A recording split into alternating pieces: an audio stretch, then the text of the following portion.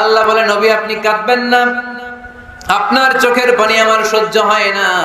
অন্যান্য নবীর উম্মতদেরকে হায়াত দিয়েছি বেশি, কদরের রাত দেই নাই।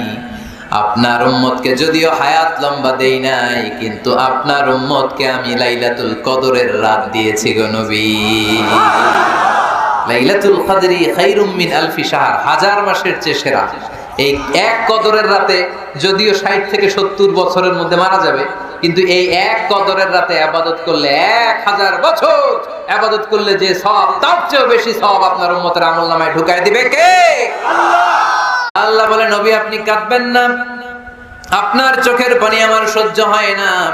অন্যান্য নবীর উম্মতদেরকে হায়াত দিয়েছি বেশি, কদরের রাত দেই নাই।